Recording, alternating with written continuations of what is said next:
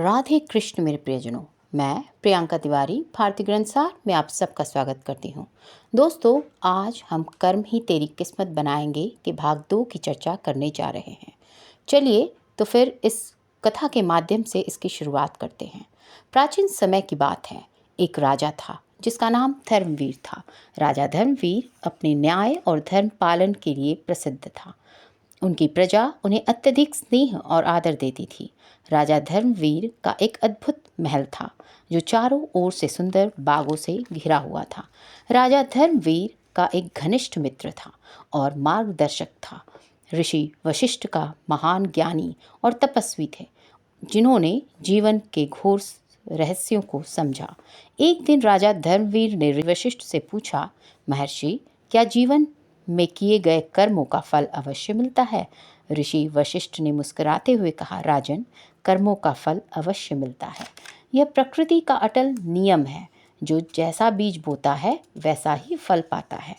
राजा धर्मवीर के राज्य में एक साधारण व्यक्ति रहता था जिसका नाम था हरिदास। हरिदास एक निर्धन व्यक्ति था, लेकिन उसके मन में सच्ची श्रद्धा और ईमानदारी थी। वह अपने जीवन में सदा सत्य और धर्म का पालन करता था। हरिदास अपने छोटे से खेत में दिन रात मेहनत करता और अपने परिवार का पालन पोषण करता था। एक बार हरिदास के गांव में भयंकर अकाल पड़ा। सभी लोग भूख और प्यास से लस हो गए। हरिदास ने अपने पास बचे हुए अन्न को गांव के लोगों में बांट दिया। उसकी इस उदारता से गांव वाले बहुत प्रभावित हुए, लेकिन हरिदास का परिवार भूखा रह गया। राजा धर्मवीर ने ऋषि वशिष्ठ से कहा, महर्षि, हरिदास ने अपने कर्मों से बहुत पुण्य कमाए हैं, लेकिन फिर भी वह और उसका परिवार कष्ट में है। क्या यह न्याय है? ऋषि वशिष्ठ ने उत्तर दिया, राजन, यह केवल प्रारब्ध है। कर्मों का फल समय पर मिलता है। हरिदास का परिश्रम और उसकी निष्ठा उसे अवश्य ही फल प्रदान करेगी। कुछ दिनों बाद एक दिन हरिदास जंगल में एक गुफा में गया। वहां गुफा के भीतर उसे विशाल खजाना मिला। हरिदास ने उस खजाने को उपयोग न केवल अपने परिवार के लिए किया, बल्कि पूरे गांव को उस खजाने का लाभ पहुंचाया। हरिदास की उदारता और कर्मों का फल उसको सुख और समृद्धि के रूप में मिला। राजा धर्मवीर ने इस घटना से प्रेरणा ली और उन्होंने यह संकल्प लिया कि वे भी अपने राज्य में धर्म और न्याय का पालन करेंगे। अगली कहानी है, प्राचीन काल की बात है, जब द्वारिका नगरी में भगवान श्री कृष्ण का शासन था। उसी समय एक छोटे से गांव में सुदामा नामक ब्राह्मण रहता था। सुदामा का बचपन बहुत ही सादा और निर्धनता से बीता। वह और श्री कृष्ण एक ही गुरुकुल में पढ़े थे और बचपन के घनिष्ठ मित्र थे। सुदामा जी शिक्षा और दीक्षा के बाद अपने ग्राम में भिक्षा मांगकर अपना जीवन यापन करते थे। सुदामा एक गरीब ब्राह्मण थे। विवाह के बाद वे अपनी पत्नी सुशीला और अपने बच्चों के बताते रहते थे कि मेरे मित्र द्वारिका के राजा श्री कृष्ण हैं, जो बहुत ही उदार और परोपकारी हैं। यह सुनकर एक दिन उनकी पत्नी ने डरते हुए उनसे कहा कि यदि आपके मित्र साक्षात लक्ष्मीपति हैं और उदार हैं तो आप क्यों नहीं उनके पास जाते हैं? वे निश्चित ही आपको प्रचुर धन देंगे, जिससे हमारी कष्टमय गृहस्थी में थोड़ा बहुत तो सुख आ जाएगा। सुदामा संकोचवश पहले तो बहुत मना करते रहे, लेकिन पत्नी के आग्रह पर एक दिन वे कई दिनों की यात्रा करके द्वारिका पहुंच गए। द्वारिका में द्वारपाल ने उन्हें रोका और वहां आने का आशय पूछा। जब सुदामा ने द्वारपाल को बताया कि मैं श्री कृष्ण का मित्र हूं, तो द्वारपाल को आश्चर्य हुआ, लेकिन फिर भी उसने नियम अनुसार सुदामा जी को वहीं ठहरने को कहा और खुद महल में गया और श्री कृष्ण से कहा, हे प्रभु, कोई फटेहाल दिन और दुर्बल ब्राह्मण आपसे मिलना चाहता है, जो आपको अपना मित्र बताकर अपना नाम सुदामा बतलाता है। द्वारपाल के मुख से सुदामा नाम सुन प्रभु श्री कृष्ण सुध-बुध खोकर नंगे पैर ही द्वार की ओर दौड़ पड़े। उन्होंने सुदामा को देखते ही अपने हृदय से लगा लिया और प्रभु की आंखों से आंसू निकल पड़े। वे सुदामा को आदरपूर्वक अपने महल में ले गए।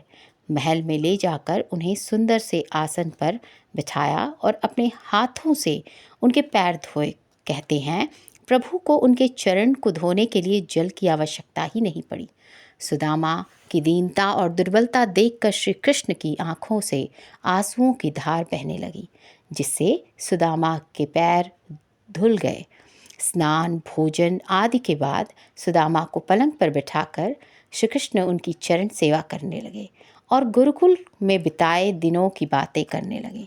बातों ही बातों में यह प्रसंग भी आया कि किस तरह दोनों मित्र वन में लकड़ियां लेने गए थे और रास्ते में मूसलाधार वर्षा होने लगी तो दोनों मित्र एक वृक्ष पर चढ़कर बैठ गए। सुदामा के पास एक पोटली में दोनों के खाने के लिए गुरु माता के द्वारा दिए गए कुछ चने थे, किंतु वृक्ष पर सुदामा अकेले ही चने खाने लगे। चने खाने की आवाज़ सुनकर श्री कृष्ण ने पूछा कि क्या खा रहे हो सखा? सुदामा ने यह सोचकर झूठ बोल दिया कि कुछ चने कृष्ण को भी देने पड़ेंगे। उन्होंने कहा, कुछ खा नहीं रहा हूँ, यह तो ठंड के मारे मेरे दांत कड़कड़ा रहे हैं। इस प्रसंग के दौरान श्री कृष्ण ने सुदामा से पूछा, अच्छा सुदामा, भाभी ने मेरे लिए कुछ तो ज़रूर भेजा होगा। सुदामा संकोचवश एक पोटली भी छिपा रहे थे। भगवान मन में हंसते हैं कि उस दिन चने छिपाए थे और आज तंदुल छिपा रहे हैं। फिर भगवान ने सोचा कि जो मुझे कुछ नहीं देता, मैं भी उससे कुछ नहीं लेता, लेकिन सुदामा मेरा प्रिय मित्र है और परम भक्त है, तो अब इससे छिनना ही पड़ेगा।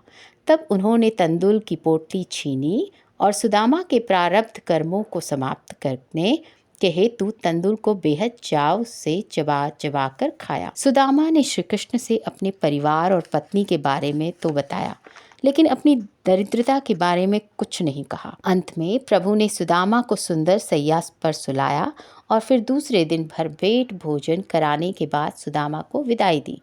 किंतु विदाई में के दौरान श्री कृष्ण ने उन्हें कुछ भी नहीं दिया। रास्ते भर सुदामा सोचते रहे कि हो सकता है कि उन्हें इसी कारण से धन नहीं दिया गया होगा कि कहीं उनमें अहंकार ना आ जाए।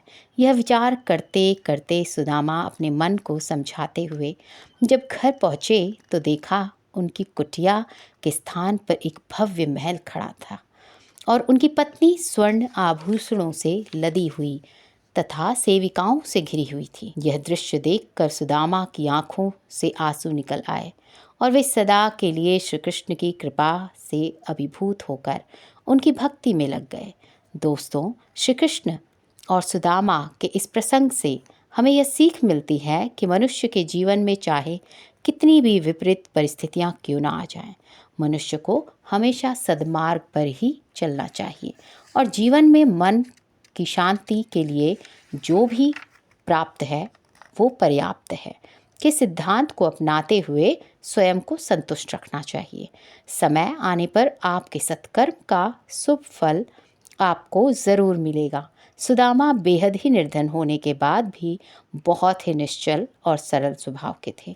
वे हमेशा प्रभु की भक्ति में लीन रहते थे और जो भी उन्हें ईश्वर से मिला उसमें संतोष रखते थे। वे चाहते तो श्री कृष्ण से आर्थिक मदद मांग सकते थे और अपनी पत्नी के कहे पर वे इसी उद्देश्य से श्री कृष्ण के पास गए भी थे, लेकिन उन्होंने ऐसा नहीं किया। वे तो बस अपने बचपन के मित्र से मिलकर ही प्रसन्न थे। उनकी इसी सरलता और भक्ति भाव से प्रसन्न होकर बिना मांगे ही भगवान ने उनके भंडार भर दिए और उनके सारे दुख हर लिए। तीसरी कथा हम सुनाने जा रहे हैं जिससे आपको बहुत ही सुंदर कर्म की सीख मिलेगी। दोस्तों, एक गांव में एक गंगा देवी रहती थी।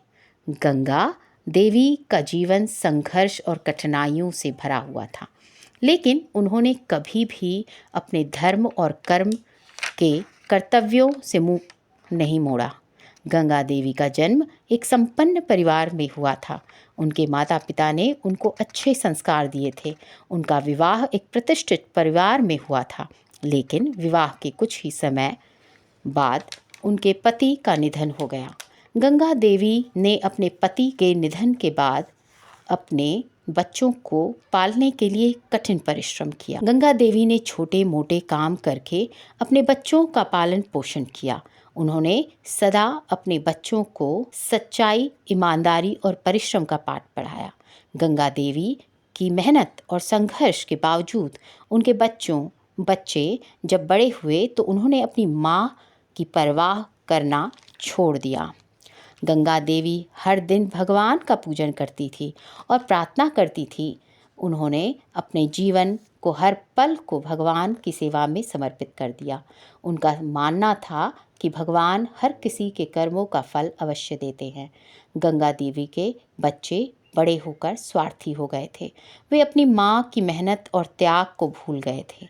गंगा देवी की हालत दिन प्रतिदिन खराब होती जा रही थी, लेकिन उनके बच्चे उनकी सहायता करने के बजाय उन्हें उपेक्षित कर देते थे। गंगा देवी की स्थिति देखकर गांव वाले बहुत दुखी थे। उन्होंने गंगा देवी की सहायता करने का निर्णय लिया। गांव वाले गंगा देवी के लिए भोजन और दवाइयों का प्रबंध करते थे। गांव वालों की सहायता से गंगा देवी का जीवन थोड़ा तो बेहतर हो गया। गंगा देवी ने अपने बच्चों की उपेक्षा के बावजूद कभी हार नहीं मानी। उन्होंने अपने जीवन में सदा सच्चाई और धर्म का पालन किया। उनकी भक्ति और ईमानदारी ने उन्हें मन की शांति दी। गंगा देवी का मानना था कि उनके बच्चों को उनके कर्मों का फल अवश्य मिलेगा।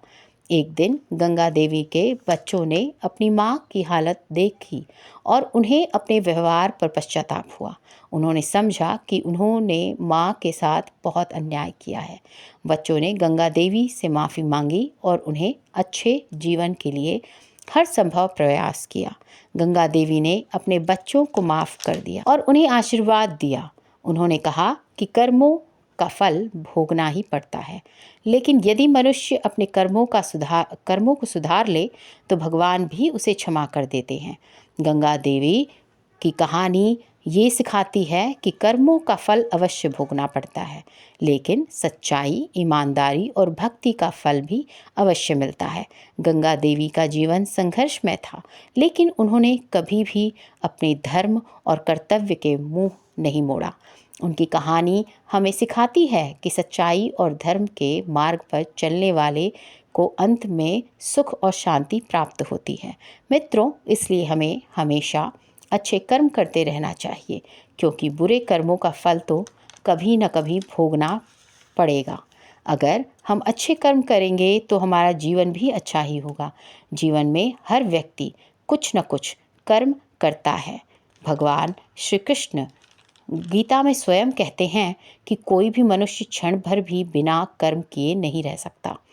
व्यक्ति के कर्म ही उसे ऊपर उठाते हैं और उसके कर्म ही ऊंचाई से उठाकर ज़मीन पर भी पटक सकते हैं।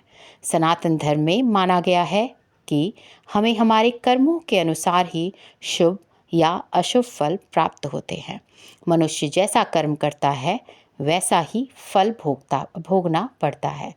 इन फलों का निर्धारण समय खुद करता है, इसलिए व्यक्ति को सोच समझकर ही अपने कर्म करने चाहिए। कर्म नियमों के अनुसार कर्म का योग ही ईश्वर है। व्यक्ति को ईश्वर से नहीं बल्कि अपने बुरे कर्मों से डरना चाहिए, क्योंकि ईश्वर आपको माफ़ कर सकते हैं, लेकिन आपके बुरे कर्म आपको कभी माफ़ नहीं कर सकते।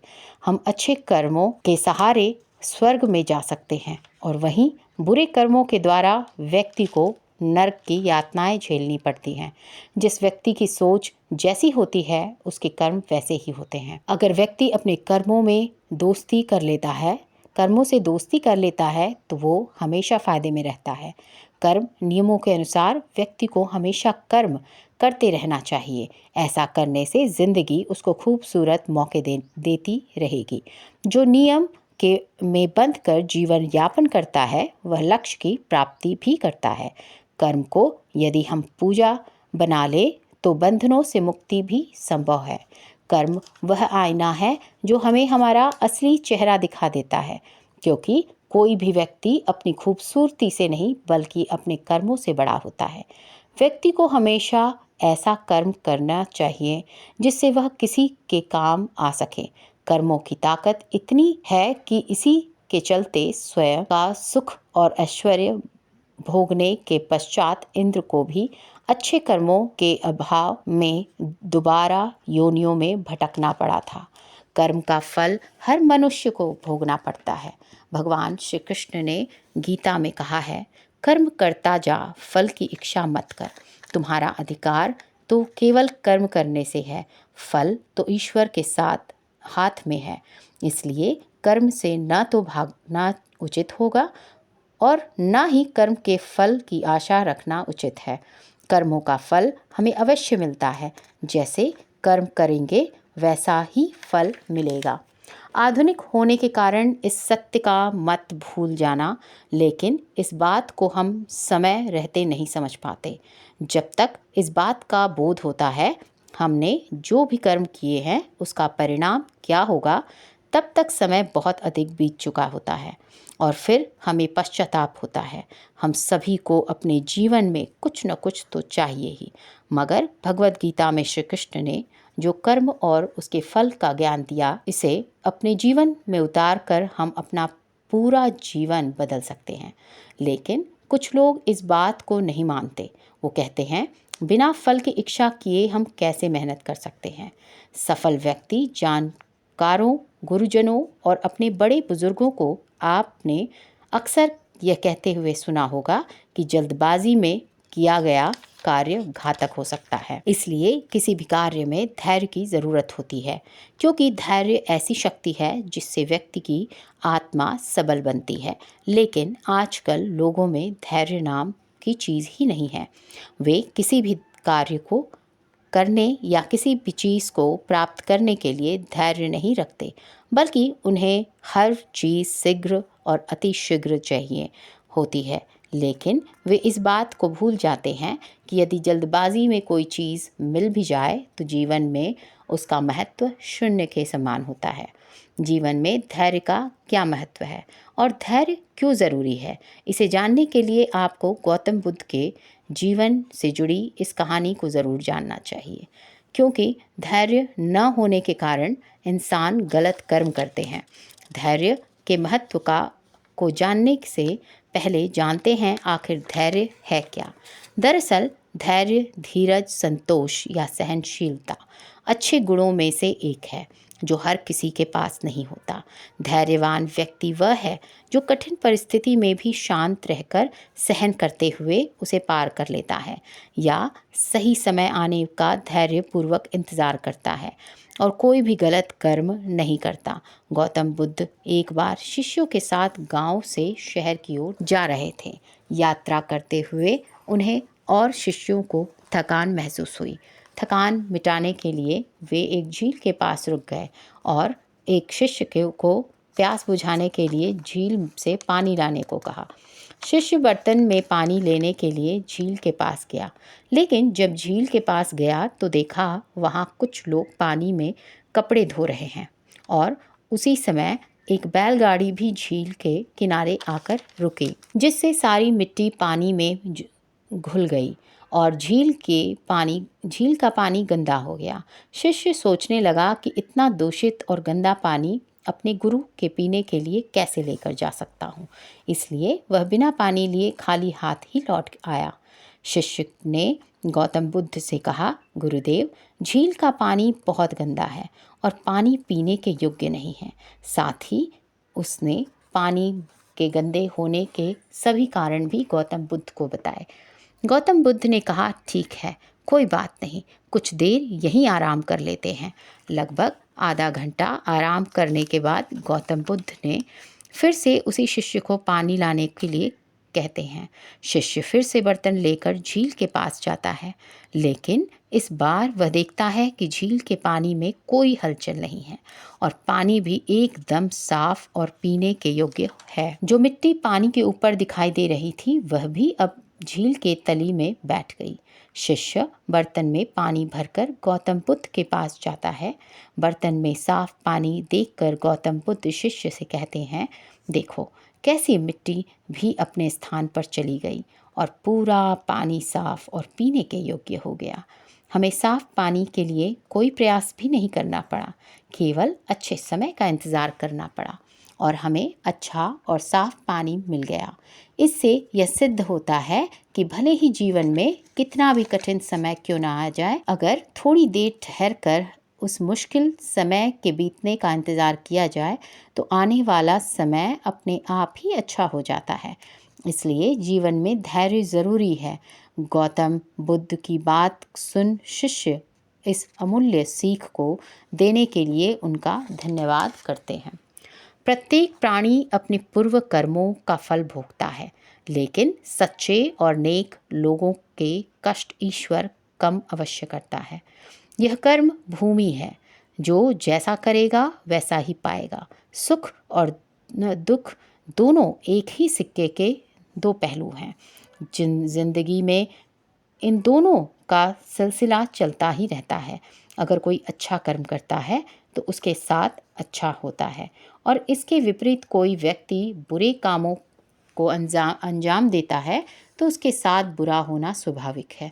हालांकि कभी कभी अच्छे कर्मों को अंजाम देने के बावजूद अक्सर इंसान के साथ बुरा ही होता है, जबकि किसी बुरे इंसान की ज़िंदगी में सब कुछ अच्छा ही होता है। अब सवाल यह आता है कि अगर किसी जीव को उसके कर्मों के आधार पर उसका फल मिलता है तो फिर ऐसा होने के पीछे क्या कारण है। दोस्तों, कहीं न कहीं आपका भाग्य आपके पूर्वजों के कर्मों से भी जुड़े हुए हैं। जी हाँ, आपको जानकर हैरानी होगी कि प्रत्येक इंसान का भाग्य उसके पारिवारिक कर्मों से भी जुड़ा हुआ होता है।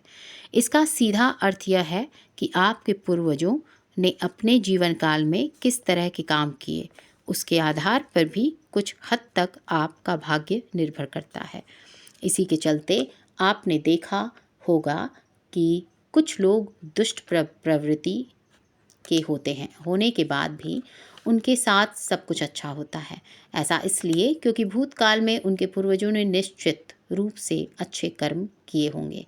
इसके विपरीत सीधे साधे भले लोगों के साथ बुरा इसलिए होता है क्योंकि शायद उनके पूर्वजों ने किसी का दिल दुखाया होगा या कुछ बुरा किया होगा।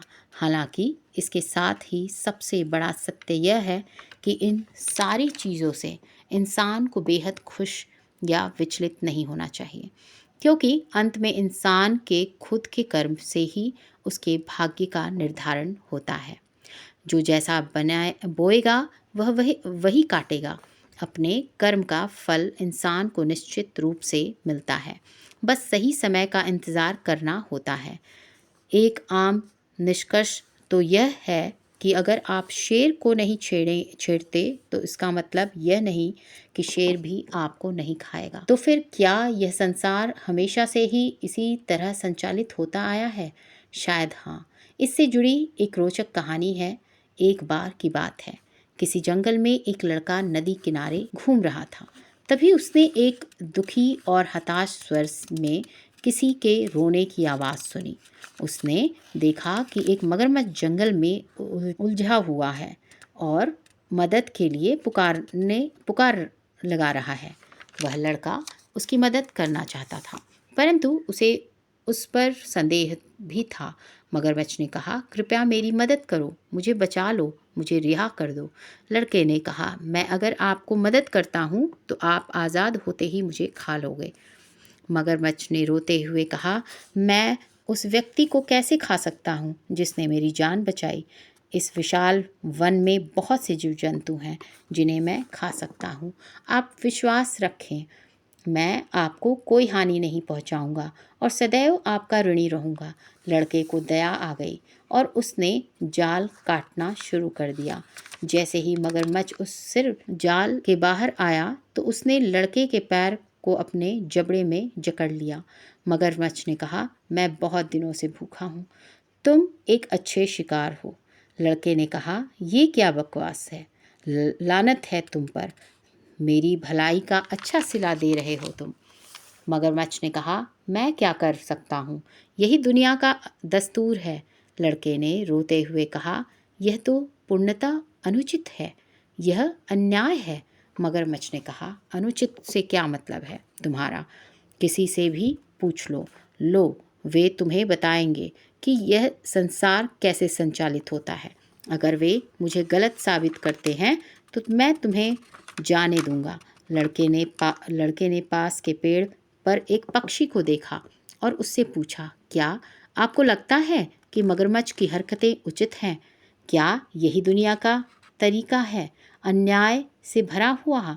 वह पक्षी पूरी घटना को देख रही थी और उसने तुरंत जवाब दिया, मगरमच्छ सही है। उसने बताया कि कैसे उसने बहुत मेहनत से एक घोंसला बनाया और अपने अंडे दिए और फिर एक दिन एक सांप ने आकर सारे अंडे निगल लिए और उसकी मेहनत बेकार हो गई। उसने कहा कि निःसंदेह ये दुनिया एक उचित जगह नहीं। इतना कहकर वह उड़ गई। मगरमच्छ ने कहा, सुना तुमने? ये कहकर उसने अपनी पकड़ और मजबूत कर ली। लड़के ने कहा, रुको। फिर उसने पास ही एक गधे को चरते देखा और उसने भी वही प्रश्न पूछा। गधे ने कहा, दुर्भाग्य से मगरमच्छ सही है। जब मैं छोटा था तो मेरे मालिक ने मेरे पीठ पर बोझ लाद दिया था और मुझसे अधिकतम काम लिया। मैंने उसकी बरसों ईमानदारी से सेवा की। अब जब मैं बूढ़ा और कमज़ोर हो गया तो उसने मुझे यह कहते हुए जंगल में छोड़ दिया कि अब वह मुझे खाना नहीं दे सकता। अब कोई भी जानवर या शेर मुझे अपना शिकार बना सकता है। तो हाँ, मगरमच्छ सही है। इस संसार में बहुत अन्याय, असमानता और अनुचित है। मगरमच्छ ने कहा, अब बहुत हो गया, मुझे भूख लगी है। तुम ईश्वर से अपनी अंतिम प्रार्थना कर लो। लड़के ने कहा, मुझे तुम एक अंतिम अवसर दो। मुझे इस खरगोश से भी यह पूछने दो। मगरमच्छ ने कहा, तुमने मुझे बचाया है, मैं तुम्हें एक अंतिम मौका और देता हूँ। सवाल पूछे जाने पर खरगोश का जवाब पक्षी और गधे से पूरी तरह अलग था। खरगोश ने कहा, यह पूरी तरह बकवास है। ऐसा बिल्कुल नहीं है। दुनिया एक पूरी तरह से उचित जगह है। मगरमच्छ ने कहा, यह क्या बकवास है, मूर्ख खरगोश। बेशक ये दुनिया एक अनुचित जगह है। मुझे देखो, मैं बिना किसी गलती के इस जाल में फंस गया था। मगरमच्छ ने कहा, मैं तुम्हारी चालाकी समझ रहा हूँ। मैं स्पष्ट रूप से बोलने के लिए मैं अपना मुंह खोलूँगा और लड़का बच जाएगा। खरगोश ने चिल्लाकर कहा, भागो लड़के, भागो, दूर भाग जाओ। और लड़का आज़ाद होते ही पूरी ताकत लगाकर भाग गया। धोखेबाज, तुमने मेरा खाना छीन लिया, ये बहुत अनुचित है। खरगोश ने कहा, उचित और अनुचित की बात तो तुम ना ही करो तो बेहतर होगा। लड़का गांव भाग गया और सभी पुरुषों को इकट्ठा कर लिया जो अपने भाले और तलवार लेकर आए थे और मगरमच्छ को मार डाला। उनका पालतू कुत्ता जो उनके साथ आया था खरगोश को देखा और उसका पीछा किया। अरे अरे, लड़का चिल्लाया और अपने कुत्ते को पकड़ने की कोशिश की। इस खरगोश ने मेरी जान बचाई है, उस पर हमला मत करो। लेकिन बहुत देर हो चुकी थी। कुत्ते ने खरगोश की कोमल गर्दन में नुकीले दांत गड़ा दिए थे। लड़के ने कहा, शायद मगरमच्छ सही था। दुनिया अनहोनी और अनिश्चितता से भरी हुई है। यही जीवन है। आप कितने आध्यात्मिक हैं या अच्छे हैं, इसका इस बात से कोई संबंध नहीं है कि आपको कितना कष्ट सहना होगा। किसी के आध्यात्मिक विकास का मतलब यह नहीं है कि वह प्रकृति के नियमों के दायरे से बाहर है। इससे कोई फर्क नहीं पड़ता कि वह एक लड़का है, मगरमच्छ है, गधा है या खरगोश। जीवन में कोई गारंटी नहीं है और शायद यह अनिश्चितता ही हमारे जीवन को साहसिक बनाती है। अच्छा या महान होना आपको शारीरिक या मानसिक रोगों से बचा नहीं सकता है। अगर आप किसी से बहुत प्यार करते हैं और वह वफादार है तो भी इसकी कोई गारंटी नहीं है कि आपका साथी आपको धोखा नहीं देगा। मनुष्य को अपने कर्मों का फल भोगना ही होता है। जो बोया है वही काटोगे। क्या आपने माँ बाप की सेवा की है तो ही आपकी संतान बुढ़ापे में आपकी सेवा करेगी, वरना कोई पानी पिलाने वाला भी पास नहीं होगा। इसलिए बुरे कर्मों का त्याग ही सर्वोत्तम है। दोस्तों, मैं आशा करती हूँ कि आपने इस वीडियो से बहुत कुछ सीखा होगा। वीडियो को लाइक और शेयर करें और कमेंट में जय श्री राधे कृष्ण लिखना ना भूलें। ऐसे ही ज्ञानवर्धक वीडियोस पाने के लिए हमारे चैनल भारतीय ग्रंथ सार को सब्सक्राइब करना ना भूलें। अगर वीडियो में मुझसे कोई गलती हो गई हो तो मैं क्षमा प्रार्थी हूँ। भगवान श्री कृष्ण आपको सदा प्रसन्न रखें। जय श्री राधे कृष्ण।